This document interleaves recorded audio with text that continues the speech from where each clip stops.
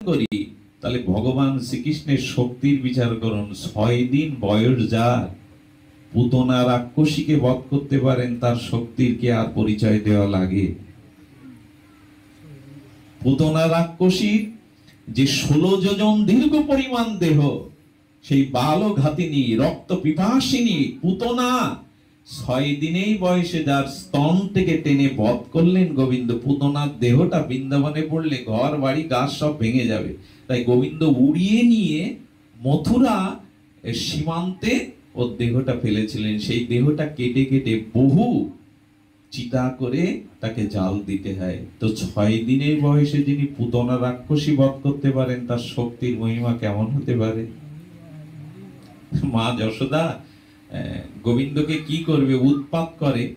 তো শকট মানে ওই যে আগেকার দিনে গরুর গাড়ির মতো এরকম একটা গাড়ি রয়েছে, ওর তলে মা যশোদা ওকে রেখেছে। আর শকাদের বলেছে তোরা লক্ষ্য রাখিস। গোবিন্দ করেছে কি, সেই গরুর গাড়ি স্বরূপ শকট, এই শকাটাসুর বধে বলা আছে সেই গাড়ি স্বরূপ তার নিচে রেখেছেন। গোবিন্দ পা দোলাচ্ছেন, হাত দোলাচ্ছেন। শকাটাসুর ভাবলো কংস প্রেরিত, ওই গাড়ি দিয়েই যদি চেপে দেওয়া যায়, গাড়িটাই যদি চেপে ধরা যায়, তাহলে তো শেষ কৃষ্ণ। সেই গাড়ির ওপরে যখনই এসে পড়বেন, সঙ্গে সঙ্গে গোবিন্দ তার চরণের বৃদ্ধাষ্টঙ্গে দিয়ে গাড়িটাকে স্পর্শ করলেন।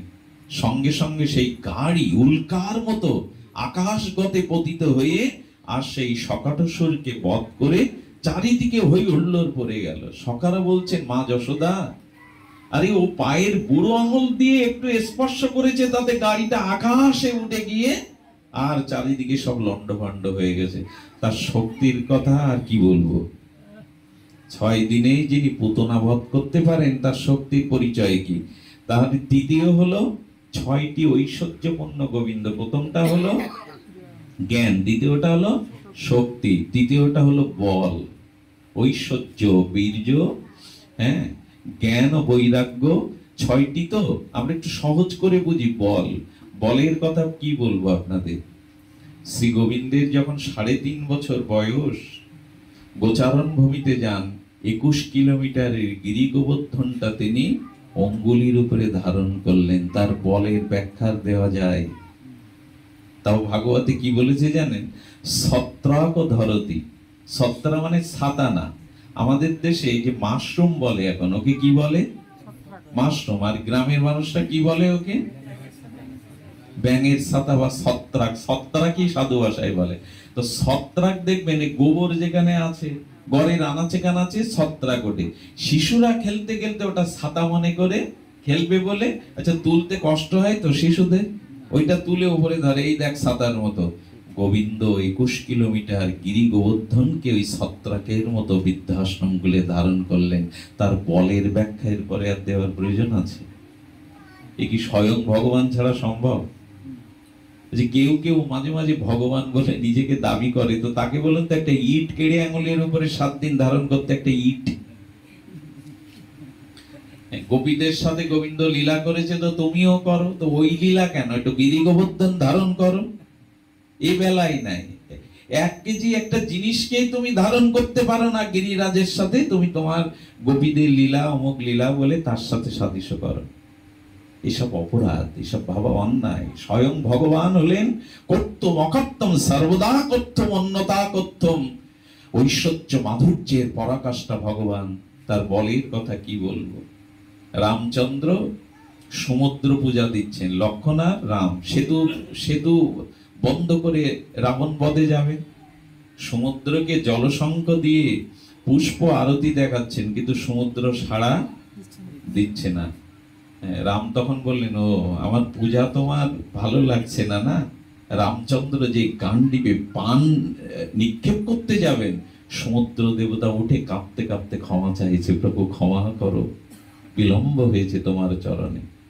তো যার এত শক্তি, সে পূজা করতে যাবে কেন? মর্যাদা পুরুষোত্তম, নিয়মের বাইরে কখনো যাবেন না। তো ভগবানের শক্তি, যিনি কনিষ্ঠ অঙ্গুলিতে গিরিরাজ পর্বত ধারণ করলেন। গিরিরাজের আয়তন কেমন ছিল জানেন? প্রথম গিরিরাজ যেটা, সেই গিরিরাজের সূর্যলোক পর্যন্ত পৌঁছেছিল সূর্যের বা দেবলোকের ঘোড়াগুলো চড়ে বেড়াতো সূর্যলোকের ঘোড়াগুলো উপরে।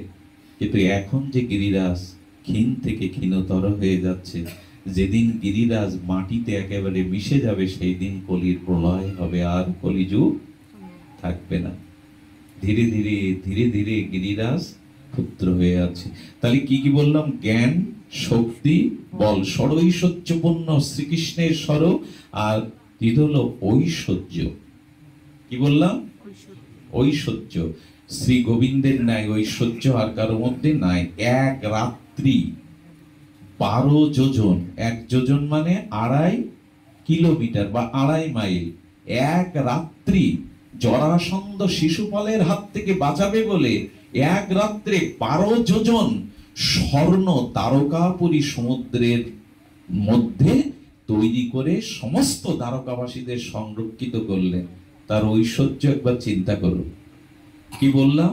12 যোজন স্বর্ণ নির্মিত রহস্যময় দ্বারকাপুরী সমুদ্রের মধ্যে এক রাত্রি নির্মাণ করে রাখলেন। দ্বারকাতে শ্রীকৃষ্ণের বংশের শিক্ষকের সংখ্যা কতটা ছিল জানেন? 3,500। শিক্ষকের সংখ্যা কতটা ছিল? 16,108 জন ভগবানের স্ত্রী সহধর্মিণী। নারদ গিয়ে একদিন দেখছে 16,108 জন স্ত্রী আলাদা আলাদা ঘরে। তো গোবিন্দ কোন ঘরে যান, কোথায় হাস্য রস আলাপন করেন?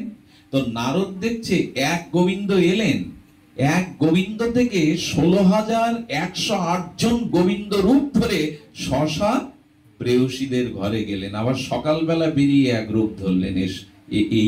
এই যে ঐশ্বর্য, এটা সকলের পক্ষে সম্ভব। যাদের যুক্তিবাদী মন না, তারা বললেন এইসব গল্প কোথায় পেয়েছো বিল্লমঙ্গল, আমরা বোকা, এইসব বোঝাচ্ছ আমাদের। আচ্ছা, সর্বশক্তিমান ভগবানের পক্ষে অসম্ভব এই কথা বলার শক্তি রাখেন, যে তার পক্ষে কোনো কিছু অসম্ভব? এই কথা বলবার শক্তি রাখি কি আমরা, যে ভগবানের পক্ষে কোনো কিছু অসম্ভব?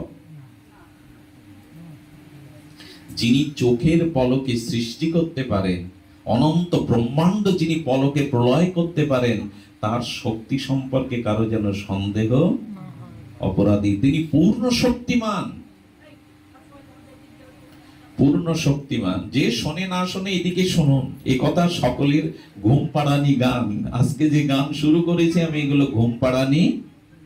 তত্ত্ব না বুঝলে তো ঘুম আসবেই, তত্ত্ব না বুঝলে এগুলো আমরা অনুধাবন করতে পারবো না। কিন্তু এই আজকে বলদেব তত্ত্ব, তো বলদেবের আবির্ভাব তত্ত্ব, তো অন্যদিন যে তিথি আসে ওই তিথি স্মরণ করতে হয়।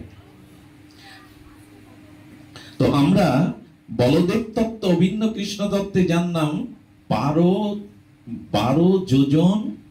আর তিনি জানেন, যারা বলে এগুলো গল্প, তাদের বলবো ভারত মহাসাগরের নিচে সেই তারকাপুরী পাওয়া গেছে। বিজ্ঞানীরা আবিষ্কার করেছে তারকাপুরীটা সমুদ্রের তলে, ভারত মহাসাগরের তলে। এটা তার নিদর্শন পাওয়া গেছে। এটা কাল গল্প নয়। স্বর্ণ দ্বারা বিচিত্র বৈচিত্র্য নির্মিত দ্বারকাপুরী। ঐশ্বর্য সর্বোত্তম না থাকলে এটা সম্ভব? কয়টা বললাম? জ্ঞান, শক্তি, বল, ঐশ্বর্য, আর হলো বীর্য। বীর্য মানে দেখুন, ভগবানের বীর্যবত্তা সম্পর্কে আমরা কি বলবো? ভগবানের বীর্যবত্তাটা আমরা যদি জানি, তাহলে জানবো যে না, কুরুক্ষেত্রের রণাঙ্গনে ভগবান শ্রীকৃষ্ণের যে বীর্যবত্তা, শক্তিমত্তাটা আমরা বিশ্বরূপে দেখতে পাই। শক্তিমত্তাটা আমরা দেখতে পাই যে ভগবানের বিশ্বরূপে তার যে বীর্যবত্তা, তার যে সিংহ অপ্রাকৃত বীর্যবত্তা, এটা সম্ভব না। শুধু ভক্তগণ, ভগবান তার সমস্ত বয়সকালে তিনি কত বড় বীর্যবান হলে, শক্তিবান হলে, তিনি অগাসুর বগাসুর কতজনকেই না শিশুকালেই বধ করে নিলেন। সবশেষে হলো তেজ। তেজ হলো অগ্নিতত্ত্ব, তেজ হলো অগ্নিতত্ত্ব। সখারা একদিন বৃন্দাবনে, তারা কংসপ্রেরিত অগ্নি তাদের গ্রাস করবার জন্য পুড়িয়ে মারছিল। বৃন্দাবনের সখারা অগ্নির মধ্যে পড়ে গিয়েছিল। কৃষ্ণ বলছেন, সখারা বলছেন, কৃষ্ণ বাঁচাও আমাদের, রক্ষা করো আমাদের সেই অনল থেকে, সেই তেজ স্বরূপ অনাল অগ্নি। গোবিন্দ সেদিন কি করেছিলেন জানেন? সখাদের বললেন চোখ বন্ধ করো, যেই সখারা চোখ মুদ্রিত করলেন, গোবিন্দ সমস্ত জঙ্গলের অনল আগুনটা জলের মতো অমৃতের মতো পান করলেন। যিনি আগুন পান করার ক্ষমতা রাখেন তার তেজস্বরূপ কেমন হতে পারে? পারবেন তো আপনারা? আমরা আমরা একটু চা যদি দেয় গরম, কি করি? হৃদয় দেয়, ফু দিয়ে দিয়ে ঠান্ডা করে দেয় গালে দিয়ে। আর আগুন খেতে পারবি তো? সমস্ত তাবাগ্নিগুলো অগ্নিগুলো গোবিন্দ ভক্ষণ করলেন। এই জন্য গোবিন্দই হলো অসমর্থ ঐশ্বর্য মাধুর্যের পরাকাষ্ঠা। আপনাদেরকে কষ্ট দিচ্ছি গরমে, এসব কথাগুলো সার যারা উপাসনা করেন যুগল ভজনের, গৌরীয় ভজনের, তাদের সিদ্ধান্তে আসতে হবে আমরা যে ভজন পেয়েছি এই ভজন সর্বোপরি মাধুর্য ভজন। যেহেতু বলদেবের আবির্ভাব তিথিতে আজ আমরা এটি স্মরণ করলাম, এইখানেই রেখে আমরা একটু যাব ভক্ত চরিত্রে। এতক্ষণ কার চরিত্র কথা আলোচনা হলো? ভগবানের। আচ্ছা, যেখানে ভগবানের চরিত্র আলোচনা হয় সেখানে শ্রবণ করে কারা? ভক্তরা। আর যেখানে ভক্ত চরিত্র আলোচনা হয় সেখানে শ্রোতা হয় কারা? স্বয়ং ভগবান। দেখুন, আনন্দটা ভগবানের চরিত্রের থেকে ভক্ত চরিত্র বা লীলাতে আরো অধিক। আনন্দটা ভগবানের লীলাতে চরিত্রে যতটা আনন্দ, ভক্ত চরিত্রে তার অধিক আনন্দ। আমরা ভগবানের চরিত্র আস্বাদন করলাম, এখন একটু ভক্ত চরিত্র আস্বাদনের প্রতি হব। দেখুন, গতকালই আস্বাদিত ছিল কৃষ্ণদাস নামের আমাদের এই ভক্ত চরিত্র। কেন? কারণ ভক্ত চরিত্রটা আমাদের অনুসরণ করতে হবে। ভগবানের চরিত্র বীর্যবৎ আমরা অনুকরণ করতে পারবো? অনুসরণ করার ক্ষমতা আমাদের নেই, কিন্তু ভক্ত চরিত্রটা আমরা অনুসরণ বা অনুকরণ করতে পারবো। তো সেই ভক্ত চরিত্রটা কেমন হওয়া উচিত আস্বাদন করে। এতক্ষণ কষ্ট পাচ্ছেন, শব্দ ব্রহ্মের মধ্যে প্রবেশ করানোর ক্ষমতা আমার নাই আপনাদের আনন্দ দেওয়া, তবে ভক্ত চরিত্র সকলেই আনন্দ পাবেন। কৃষ্ণদাস বর্তমান চরিত্রে এসেছে কৃষ্ণদাস। সে কেমন প্রিয় ছিল জানেন ভগবানের? গায়ে যখন গরম লাগতো তখন ছুটে যেত ঠাকুর ঘরে। আমার গরম লাগছে মানে আমার গোবিন্দেরও গরম লাগছে। ভক্ত ভগবানের সেবায় অভিনয়, কেন আমার গরম লাগছে এই ভেবে উনি গোবিন্দকে অভিষেক করাতেন, পাখা দিয়ে চামর দিয়ে বাতাস করতেন। দেখুন, আপনার যা যা হয় যদি মনে করেন এটা গোবিন্দর হচ্ছে, এত গ্রীষ্মের তাপদাহ, ঘরে 2-3টে সিলিং ফ্যান, অমুক ফ্যান তমুক ফ্যান, অথচ ঠাকুর ঘরের দরজা বন্ধ। ভগবানকে ভালোবাসলেন তো?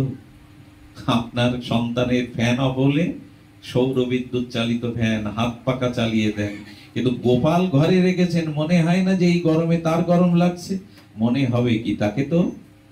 তাকে তো কি মনে করেছেন?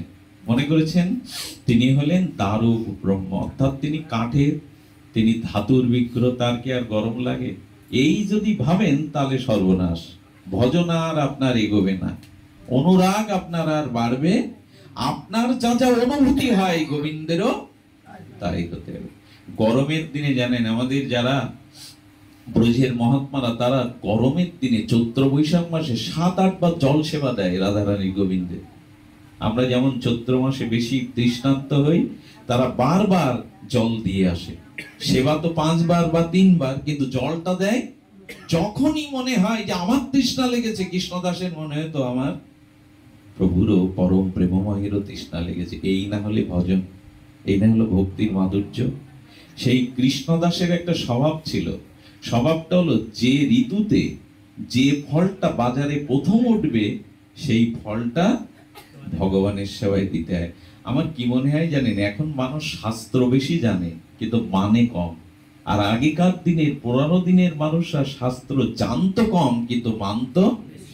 এই কথাটা সকলেই জানে, যে ঋতুতে যে ফসল যে ফলটা আগে ওঠে বাজারে, ওটা সামর্থ্য অনুযায়ী কিনে ভগবানের সেবায় আগে দিয়ে তবে পেতে হয়। আগেকার মানুষরা এটা মানতো, এখন আর এগুলি কে খবর রাখে? কৃষ্ণদাস বাজারে গেছে বাতাবি লেবু কিনিতে গেছেন, এটা এখন বাতাবি লেবুর সৃজন। বাতাবি লেবুটা কিনতে গিয়ে কি পরিপুষ্ট সুন্দর বাতাবি লেবু, কি বলছেন এটা কত ভাই? 8 আনা ওর মূল্য। যেই 8 আনা দর বলেছে, 8 আনা বের করতে যাবে, ও পকেটে নিয়ে গেছে 1 টাকায়। 8 আনা দিতে যাবে, সেই ওই প্রদেশের রাজার সেনারা ঘোড়ায় চড়ে এসে বলছেন, আমাদের রাজা মহাশয় বাতাবি লেবু চেয়েছেন, ওর দাম কত? তখন বললেন 8 আনা দাম আমি ওনার কাছে চেয়ে বসেছি। বলল, কে? রাজার জন্য যা প্রয়োজন, আমরা রাজ সেনা, আমি 1 টাকা দেবো, আমাকে দাও।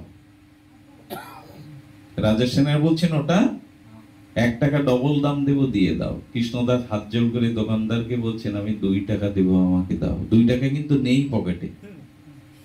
দেখুন, ভগবত প্রীতি কি শুধু মুখে মুখে বলিয়া ওড়ালে হয়? ওইটা আমায় দাও, আমি যে আমার ভগবানকে দেব। ওরা বলছেন, আরে এই ভিখারি কে কোথা থেকে জ্বালাতন করছে, 5 টাকা দিচ্ছি, দিয়ে দাও। বলে, আমি 10 টাকা দেবো, আমায় দাও। এই করতে করতে ওরা ওঠে 20, ইনি ওঠেন 30, ওরা ওঠে 50, ইনি ওঠেন 60। এই করতে করতে 90 বলেছে রাজার সেনারা। তখন বলছেন চোখের জলে, আমি 100 টাকা দেবো, দয়া করে ওটা আমায় দাও। আমার প্রভুর জন্যই ওটা মনে মনে আমি নিবেদন করে রেখেছি, ওটা আমায় দাও। পকেটে আছে কত টাকা? 1 টাকা। কাঙাল ভিখারি, আমায় দাও। রাজ সেনারা তখন ভাবলো, 8 আনার ফল যদি 100 টাকায় নিয়ে যায়, রাজা বলবে 99 মেরে দিয়েছি, কারণ এই ফলের দাম 8 আনা। রাজ অর্থ তোমরা নষ্ট করছো, রাজ অর্থ পকেটে পুচ্ছ, দরকার নেই, অন্য জায়গা থেকে 8 আনা দিয়ে কিনে যায়। কৃষ্ণদাসকে বলছে, তুমি জিতে গেলে, দাও 100 টাকা। পাবে কোথায় মা? পকেটে 1 টাকায় আছে। হাত জোড় করে চোখের জলে বললেন, আমাকে একটু সময় দিন, আমি ঘটি কম্বল যা আছে গৃহে বেছে 100 টাকা দিয়ে ফলটা নেব, একটু আলাদা করে রাখুন। এটা যে আমার গোবিন্দের জন্য আমি মনে মনে নিবেদন করে রেখেছি। সর্বস্ব না দিতে পারলে ভক্তি হয় গো। যে যাকে ভালোবাসে তার জন্য সর্বস্ব জীবন পর্যন্ত দিয়ে দেয়। 100 টাকা অঙ্গীকার করে বললেন, এমন অদ্ভুত লোক তো দেখিনি। আলাদা করে রেখে বাড়ি এসে নিজের যা যা ব্যবহৃত বস্তু ছিল বিক্রি করে 100 টাকা দিয়ে ওটা নিয়ে এলেন। নিয়ে এসে ঠাকুর ঘরের একপাশে রেখে দিয়ে পূজারীকে বলছেন, ওই ফলটা আজ আমার গোবিন্দকে দিও মধ্যাহ্ন। দেখুন, বৃন্দাবনের একটা নিয়ম হলো, 1টার মধ্যে ভোগ লাগানো হয়ে যায়, 12:30 1টা, কিন্তু ওরা ভগবান বিশ্রাম দেয় 2টোয়। কারণ ওই 1টা থেকে 2টোর মধ্যে গোবিন্দ আবার গোষ্ঠে যান, ওখানে ফল পান, এই জন্য ওই সময় ফল সেবাটা দেয়া হয়। বৃন্দাবনের সেবা বড় পরিপাটি। তো যখন বলছেন ফলটা দাও, ঘরে গিয়ে পূজারী বলছেন, কৃষ্ণদাস ফল তো ঘরে নাই। উনি ঘরে গিয়ে তন্ন তন্ন করে দেখলেন সে ফল নাই। তখন কাঁদছে আর বলছে কি জানো, আমি হতভাগা, আমি পাপী, আমি অধম, আমার যোগ্যতা নেই। আমরা হলে কি বলতাম, 100 টাকা দিয়ে আনলাম, ফলটা কোথায় গেল? 100 টাকা বড় হয়ে যেত, কিন্তু ফলটা না পাওয়াতে কাঁদছে আর বলছেন, আমি অযোগ্য, আমি তোমার সেবার যোগ্য নই, আমার হাতে তুমি গ্রহণ করবে না প্রভু, ফল কোথায় যাবে তাহলে? আমার হাতে তুমি গ্রহণ করবে না, আমি অযোগ্য সেবক তোমার। পূজারীকে বললেন, যা আছে তাই দিয়ে ভোগ লাগাও। পূজারী ভোগ লাগিয়ে পর্দা টেনে বাইরে এলেন।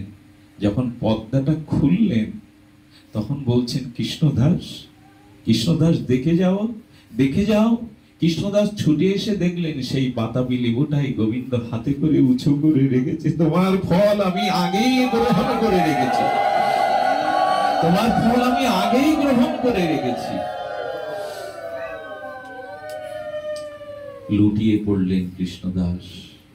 ভগবান যেন বললেন, সর্বস্ব অর্পণ করে যে আমায় দেয়, আমি ওটা কেড়ে কেড়ে নেই।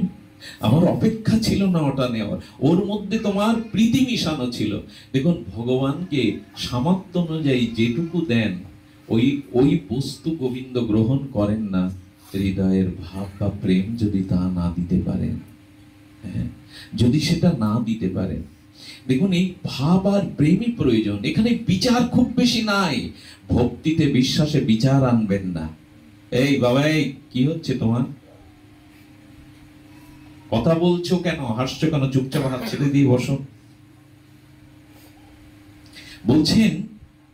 বলছেন যে প্রীতি চাই, ভাব চাই। এই দেখুন, এখানে হরি কথা শুনে কি হবে যদি ভাবের উদয় না হয়, বিশ্বাসের স্থাপন না হয়? আমরা শুনতে হয়, শুনি, বাড়ি চলে যায়। এরকম মনে পড়ে না যে ভগবানকে এইভাবে একটু ভালোবাসি? ভক্তরাই তো দেখিয়েছেন তাকে কি করে ভালোবাসতে হয়। আচ্ছা, বৃন্দাবনের 3 বিগ্রহের মহিমা জগৎ খ্যাত। গোবিন্দ, গোপীনাথ, মদন মোহন। এগুলো নাম নিলেই ভক্তি হয়। কি কি বিগ্রহ একটু বলুন সকলে? গোবিন্দ, গোপীনাথ, মদন মোহন। এই 3 বিগ্রহ আজও আছে, তবে বৃন্দাবনে নাই। এই 3 বিগ্রহ দুটি আছে আমাদের জয়পুরে, রাজস্থানের রাজধানী জয়পুরে। আর মদন মোহন বিগ্রহটা আছে করলিতে, ওইখান থেকে আরো কিছুটা দূরে করলিতে, ওটা রাজস্থানের মধ্যে। তাহলে কোথায় কি আছে? আমার ভাগ্য হয়েছিল শ্রী গুরু মহারাজের করুণায়, আপনাদের আশীর্বাদে আমি গোবিন্দজিকে দেখতে জয়পুরে যাই। কয়েকজন সাথী নিয়ে যাওয়ার পরে যে দৃশ্য দেখলাম সেটা বর্ণনাতীত, বর্ণনা ভাষা দিয়ে বলা যায় না। আমাদের দেশের বাঙালিদের অবস্থা কি জানেন? পাড়ায় যদি কোনো মন্দির থাকে, যেতে যেতে মন্দিরে ঢোকে না, নত হয়ে প্রণাম না করে রাস্তায় হাঁটতে হাঁটতে একবার প্রণাম করে। কিন্তু রাজস্থানের ওই উত্তরপ্রদেশের মানুষ, আপনারা পায়ে হেঁটে 1 কিলোমিটার দূরে হলেও সকালে সন্ধ্যায় মন্দিরে গিয়ে বিগ্রহ দর্শন করবে এবং প্রণাম করবে। আপনাদের কি বলবো, সন্ধ্যায় উপস্থিত হলাম জয়পুরে গোবিন্দজির মন্দিরে। সাক্ষাৎ রূপ গোস্বামী পাদের প্রকট বিগ্রহ গোবিন্দজি। সেই মন্দিরে গিয়ে কি দেখলাম জানো মা? 15 থেকে 20 হাজার ভক্ত রাস্তায় সমস্ত গাড়ি টাড়ি ফেলে দিয়ে, সমস্ত মোটরসাইকেল, কার, গাড়ি সব, কেউ হাত দেবে না, ফেলে দিয়ে গোবিন্দজির সামনে কেউ হাততালি দিচ্ছে, কেউ ইশারা করছে, কেউ গান শোনাচ্ছে, কেউ নাচছে। আপনি বুঝবেন এরা কি পাগল হয়ে গেল? 15,000 লোক, 15,000 লোকের আবেশ গোবিন্দজি আকর্ষণ করে। সাক্ষাৎ বিগ্রহ তো। কেউ কাঁদছে, কেউ হাসছে, কেউ নাচছে, কেউ হাততালি দিচ্ছে, কেউ কিছু বাজাচ্ছে, কেউ ফুলমালা চন্দন দিয়ে, আর কি ইশারা, গোবিন্দজি গোবিন্দজি বলেছে। আমি ওদের পিছনে দাঁড়িয়ে কাঁদছি আর বলছি, এই ভক্তি কোন জন্মে হবে? সাক্ষাৎ বিগ্রহ দর্শনে ব্যাকুলতা আমাদের কোন জন্মে হবে? গোপীনাথ, গোবিন্দজি। কিন্তু মদন মোহন কেন জয়পুরে নেই? যখন ঔরঙ্গজেবের আমল, ঔরঙ্গজেবের আমল, মোগল শাসন, তখন দিল্লির মসনাদে আছেন ঔরঙ্গজেব। বৃন্দাবনের গোবিন্দজির 7 তলা মন্দির ভেঙে 4 তলা ভেঙে ফেলেছিলেন। এখনো যে 3 তলা আছে, পৃথিবীতে কোনো সিমেন্টের ব্যবহারই নাই, খিল দিয়ে আটা এমন মন্দির পৃথিবীতে বিরল। অনেকেই তাজমহল দেখতে চান সত্যম আচার্যের, কিন্তু গোবিন্দ মন্দিরে গিয়ে দেখবেন কি আশ্চর্য মন্দির এখনো দাঁড়িয়ে আছে। ওই মন্দিরের 4 তলা পর্যন্ত ঔরঙ্গজেব ভেঙে ফেলে। তার আগে গোবিন্দ, গোপীনাথ, মদন মোহন স্বপ্নেতে ভক্তদের নির্দেশ দেন, আমাদেরকে এখান থেকে নিয়ে যাও। কে নিয়ে যাবে? তো জয়পুরের মহারাজ মানসিংহকে গোবিন্দ, গোপীনাথ, মদন মোহন স্বপ্নতে বলেন, আমাদের নিয়ে যাও, এখানে আমরা সুরক্ষিত নই। মানসিংহ এটা নিয়ে যান রাজস্থানে। রাজস্থানে মানসিংহ তৎকালীন সময় খুব প্রভাবশালী নির্পতি রাজা, উনি নিয়ে যান। নিয়ে উনি শ্রীমন্দিরে গোবিন্দ, গোপীনাথ, মদন মোহনকে রেখেছেন। কিন্তু এই মানসিংহের রাজকুমারী, তার নাম ললিতা। যৌবন ছুঁই ছুঁই, কিশোরীর শেষ প্রান্তে। নাম কি বললাম? ললিতা। ললিতা মদন মোহনের রূপে গুণে মোহিত হয়ে মদন মোহনকে ভালোবেসে ফেলেছে। মদন মোহনকে শর্টট লাগবে, সব যাবে, ওকে সরিয়ে দিন, তুলে দিন, গেল সব। মদন মোহনকে ভালোবেসে ফেলেছে। ভালোবাসার আমাদের হয় কই? ললিতাজি মাঝে মাঝে মদন মোহনকে জড়িয়ে ধরেন, তাকে পুষ্পমালা চন্দন দিয়ে তার লীলা, তার রূপ, তার গুণ, তার মহিমায় বিভোর। এই করতে করতে ললিতা পুরোপুরি আবেশ এসে গেল মদন মোহনে। সাক্ষাৎ বিগ্রহ তো, দেখলে নয়ন ফেরানো যায় না। এগুলো সাক্ষাৎ প্রকট বিগ্রহ, ভগবান আর এই বিগ্রহ অভিন্ন। তো ললিতার বিবাহের ঠিক হলো করলিতে রাজকুমারের সাথে। বিবাহ 1 সপ্তাহ পর, কিন্তু খাওয়া দাওয়া ছেড়ে ঘরে দৌড় দিয়ে 3 দিন উপবাসী, স্নান দান বন্ধ। মানসিংহ তার রানীকে বলছেন, ললিতার কি হলো? খাওয়া দাওয়া বন্ধ করে রুদ্ধ দুয়ারে মৃত্যু শরণাপন্ন কেন হলো কুমারী? বললেন, রাজাকে বললেন, রাজা তোমার মদন মোহনকে ললিতা বড় ভালোবেসেছে, তুমি বিয়ে দেবে এই ভেবে মদন মোহন ছেড়ে যাবে না বলে খাওয়া দাওয়া ছেড়ে দিয়েছে। গিয়ে বললেন, দেখ তুই আমার তুই আমার একমাত্র উত্তরাধিকারিণী, তোকে আমি যতটা ভালোবাসি, প্রাণাধিক ভালোবাসি, তবে শোন, আমি সব ছাড়তে পারি কিন্তু আমার মদন মোহনকে আমি ছাড়তে পারবো না, তোকে দিতে পারবো না। ভালোবাসা কাকে বলে দেখুন, আমি মদন মোহনকে তোকে দিতে পারবো না। মেয়ে বলল, যে 3 দিন বাঁচতাম তাও আমি মদন মোহন ছাড়া বাঁচবো না। রানী বললেন, যে যাকে অধিক ভালোবাসে সেই বস্তু তারই অধিকারে যায়। তোমার থেকে তোমার মেয়ে যদি মদন মোহনকে আরো অধিক ভালোবাসে তবে প্রাপ্ত হলো ওকে দিয়ে দাও। বললে, আমি মদন মোহনকে দিলে প্রাণে বাঁচবো না। বলে, তাহলে পরীক্ষা নাও, তুমি বেশি ভালোবাসো মদন মোহনকে না ললিতা বেশি ভালোবাসে? খুব অভূতপূর্ব ভক্ত চরিত্র কথা শোনো। কি হলো জানেন? বিবাহের 2 দিন আগে পরীক্ষা হলো কি 1 কিলোমিটার দূরে 3 বিগ্রহ রাখবে, একই রকম মদন মোহন, গোপীনাথ, গোবিন্দ। 1 কিলোমিটার দূরে ললিতার চোখে 7 পদ্মা কালো কাপড় বেঁধে দেয়া হবে। কয় কিলোমিটার দূর? 1 কিলোমিটার, 7 পদ্মা কালো কাপড় বেঁধে দেয়া হবে। ললিতা যদি হেঁটে গিয়ে আর 3 বিগ্রহকে স্পর্শ করে নির্ণয় করতে পারে এটাই আমার মদন মোহন, তাহলে বুঝবো আমার থেকে মদন মোহনকেও বেশি ভালোবাসে, আমি দিয়ে দেব। যাই 2 দিন বাঁচত, কাঁদতে শুরু করলো, এটা কারো পক্ষে, মদন মোহন তুমি আমার হবে না, আমি প্রাণই ছেড়ে দেব। যাই 2 দিন আমি প্রাণ রাখতাম, কিন্তু এখন আমি প্রাণ বিসর্জন দেব। একটু তন্দ্রা এলে মদন মোহন এসে বলছেন শিয়রে, ললিতা রাজি হয়ে যাও পরীক্ষায়। স্বপ্নের ঘরে বললেন, 1 কিলোমিটার দূরে 7 পদ্মা কালো কাপড়ে কেউ চিনতে পারে তোমায়? কারো পক্ষে সম্ভব? বলেন, ললিতা যেদিন 7 কাপড়ের পদ্মা দিয়ে দেবে সেই দিন তুমি কি করবে? না, কালো কাপড় চোখে বেঁধে দেওয়ার সাথে সাথে দেখবে একটা হাত তোমার হাত ধরেছে, ওই হাতটা আমার হাত। তুমি হাত ধরলে রাজা থাকবে, এই কথা ঘোষণা হলে পুরো রাজ্যের রাজমন্ত্রী সমস্ত সাধারণ জনগণ এই পরীক্ষা দেখবার জন্য উপস্থিত হয়েছে। তুমি যদি হাত ধরো তোমাকে তো সবাই চিনে ফেলবে। বললেন, ললিতা আমি তোমার হাত ধরবো, কিন্তু জগতে কেউ আমাকে দেখতে পাবে না। আমি হাত ধরে তোমায় বিগ্রহ পর্যন্ত নিয়ে গিয়ে ছেড়ে দেব। দেখবে 3টে বিগ্রহ তো একই রকম, স্পর্শ করে যখন আমার বিগ্রহের গায়ে তুমি হাত দেবে তখন আবার তোমার হাত আমি জড়িয়ে ধরবো, বুঝবে এই আমার মদন মোহন। আহারে, ললিতাকে ছেড়ে দেওয়া হলো। সবার সতৃষ্ণ চাতক নয়নে দেখছে যে কে কত ভালোবাসে, রাজা মানসিংহ না ললিতা।